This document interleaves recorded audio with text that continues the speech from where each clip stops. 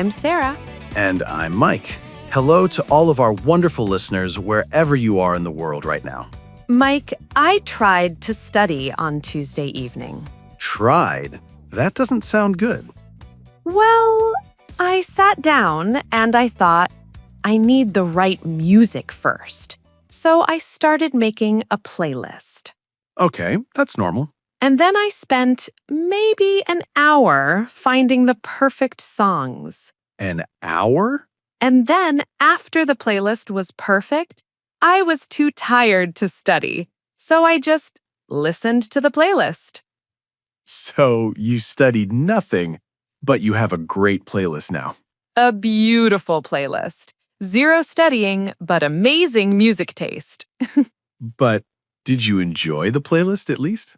Oh, it was perfect. I listened to the whole thing, made some tea, felt very relaxed. So basically you had a spa evening, not a study evening. When you say it like that, yes. You know what? I do something similar.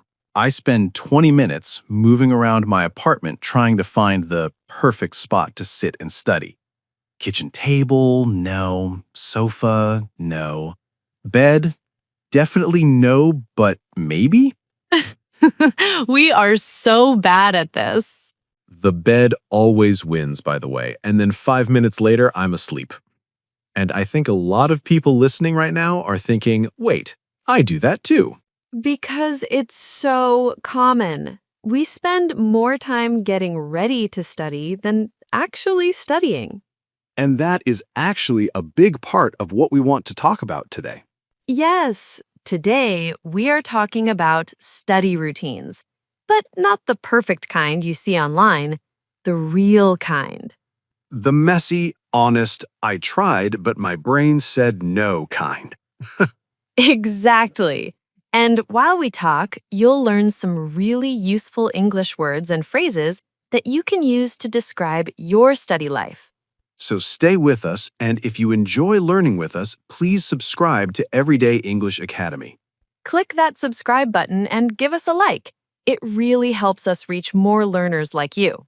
Okay, Sarah, let's be honest. I think our biggest problem is not how we study, it's that we don't start.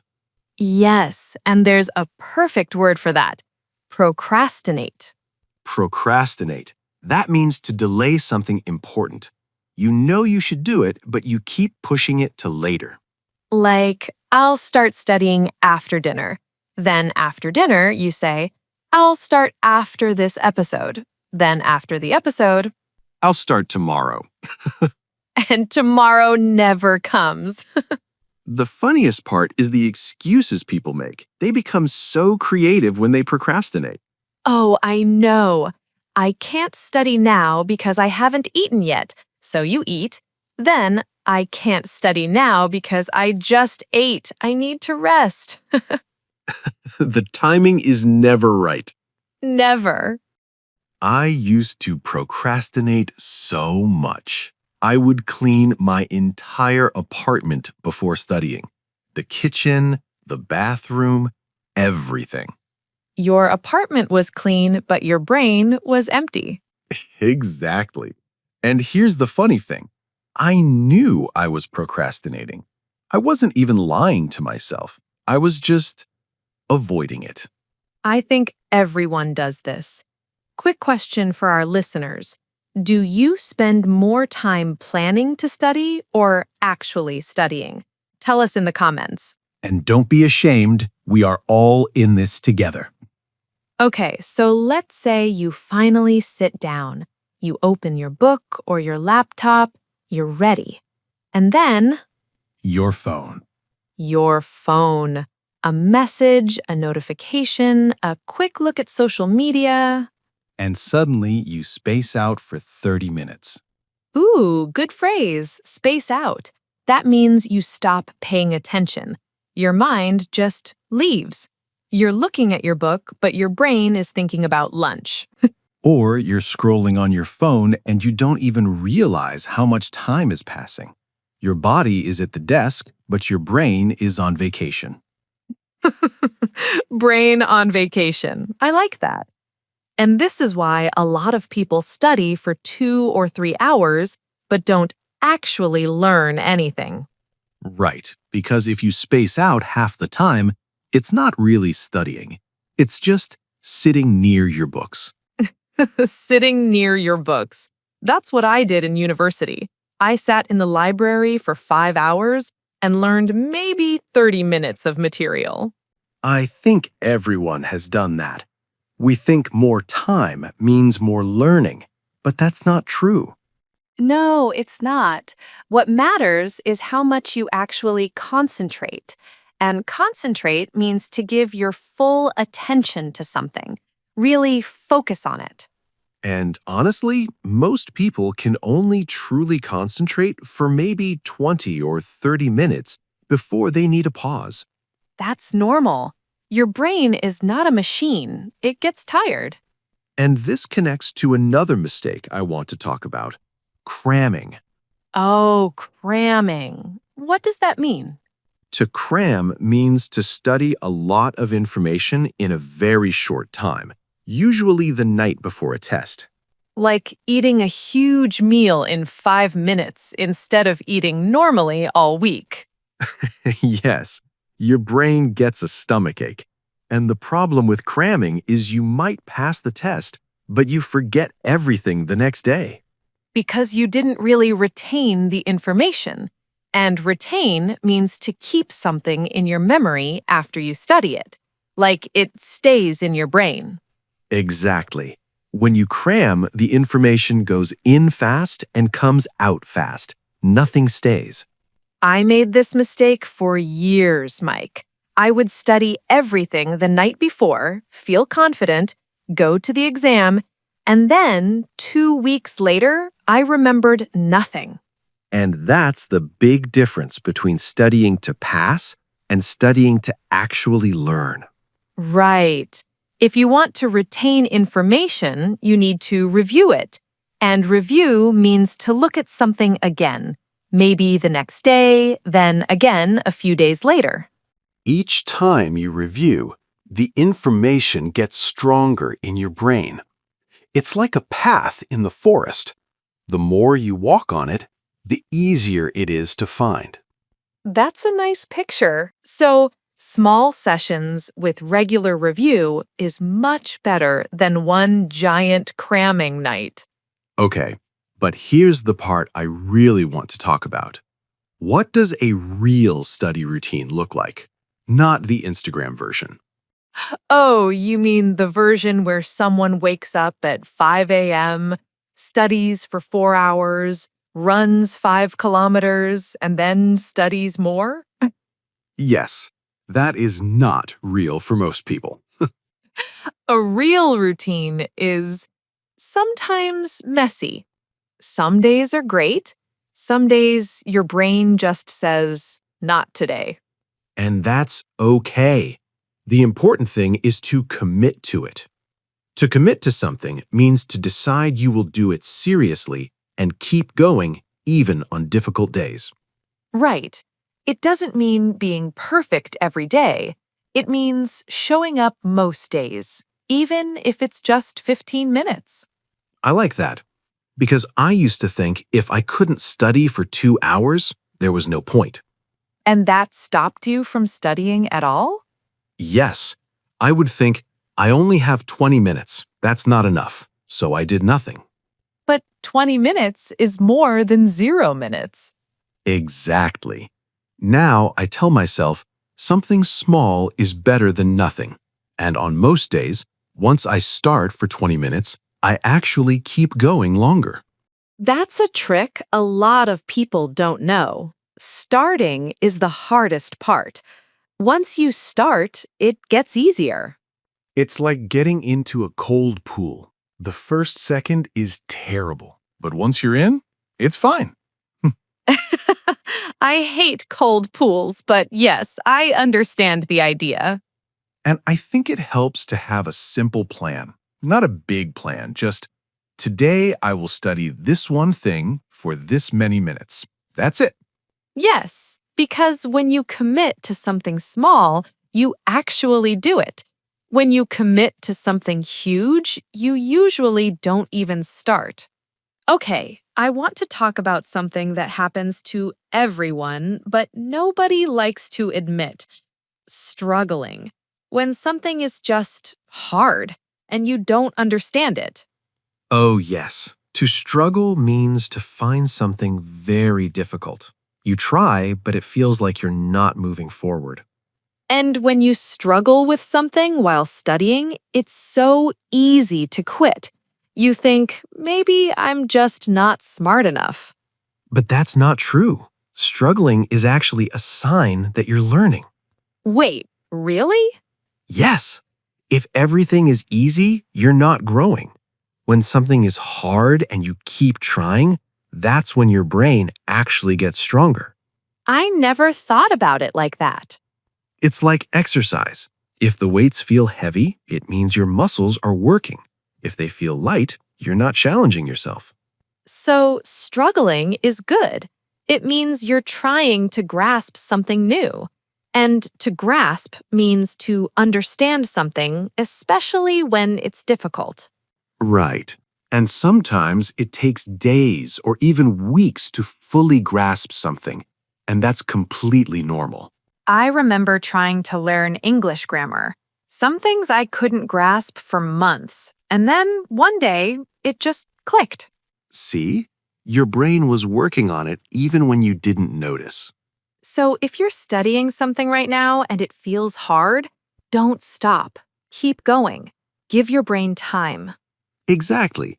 Be patient with yourself. Nobody grasps everything the first time. Quick question for everyone listening. What is the biggest study mistake you used to make? Tell us in the comments. We really want to know. Now, there's one more thing I think we have to talk about: feeling drained. Yes, what does drained mean? Drained means you slowly lose all your energy until you feel completely empty, like a phone with 1% battery. 1% and no charger. When you study too hard for too long without rest, you feel drained. Your eyes are tired, your brain is heavy, and you just want to stop everything. And here's the problem. A lot of people think feeling drained means they're lazy. But it doesn't. It means you pushed too hard without enough breaks. Your brain needs rest to work well. If you study for 3 hours straight with no break, of course you feel drained. It's like running without water.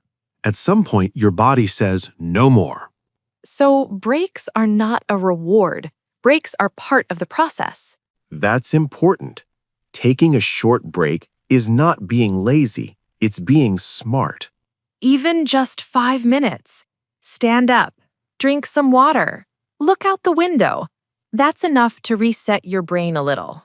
And the worst thing you can do when you feel drained is force yourself to keep going, because then you study badly and you feel terrible. Better to stop, rest, and come back fresh tomorrow. Exactly. Protect your energy. It's your most important tool. Okay, Mike, can we talk about something positive now? Because I don't want everyone to feel hopeless. Yes, let's talk about what actually helps. I think the simplest thing that works is make your study time short and specific. What do you mean? Instead of saying, I'm going to study English today, say, I'm going to study 10 new words about food for 20 minutes. Oh, so you know exactly what you're doing and for how long. Yes, because study English is too big. Your brain doesn't know where to start. But 10 words about food for 20 minutes is clear. That makes it feel possible, not scary. And when you finish those 20 minutes, you actually feel good. You did what you planned. I think another thing that helps is changing what you study when you feel bored. If you're tired of grammar, switch to listening. If you're tired of reading, try watching something in English. Yes, your brain likes variety. Doing the same thing for hours is painful. And Honestly, the best study routine is the one you can actually do, not the perfect one on YouTube, the real one that fits your life. So true. If you have kids, a busy job, or you're tired at night, maybe your routine is just 10 minutes on the bus. And that's okay. 10 minutes every day is better than 2 hours once a month. Oh, and here's something I learned. Study at the same time every day if you can. Your brain starts to expect it. It becomes a habit. Like brushing your teeth, you don't think about it anymore, you just do it. Exactly. And one more tip. After you study something, try to explain it to someone else. A friend, a family member, even your cat. Your cat? But that's actually a good point. When you try to explain something, you quickly see if you really grasped it or not. If you can explain it simply, you understand it. If you can't, you need to review it again. All right, everyone, we covered a lot today. And I think the big message is your study routine doesn't need to be perfect. It just needs to be yours. Right. Find what works for your brain, your schedule, your life. And be kind to yourself on the bad days. Those days are part of the process too. Okay, let's quickly go through the key words we used today. First, procrastinate. To delay doing something important even when you know you should do it. I always procrastinate before studying. Cram. To study a lot of information in a short time, usually before a test. I crammed all night, and I was so tired the next day. Retain. To keep information in your memory after studying. Short daily sessions help you retain more. Concentrate. To give your full attention to something. It's hard to concentrate when your phone keeps buzzing. Review. To look at something again to remember it better. I review my notes every few days. Struggle. To find something very difficult. I struggled with this topic for weeks. Grasp. To understand something especially difficult. It took time, but I finally grasped it.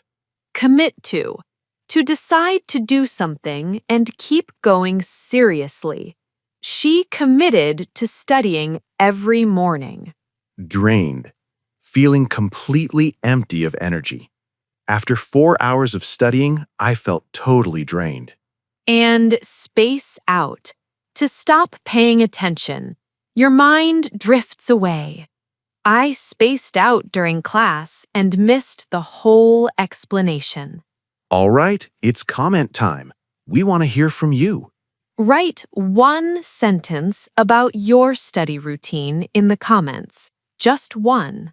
For example, I always procrastinate for 30 minutes before I start studying. Or, I study best at night with coffee and zero noise. We read every comment, seriously, and your sentence is real English practice. And if you enjoyed learning with us today, please subscribe to Everyday English Academy and give us a like. Share this with a friend who needs help with their study routine, or a friend who thinks making a playlist counts as studying. Hey, my playlist is very useful. For relaxing, yes. For studying, not so much. Fair. Thank you so much for spending time with us today, everyone. Keep studying, keep trying, and remember, even a bad study day is better than no study day. We'll see you very soon in the next episode. Bye, everyone. Goodbye.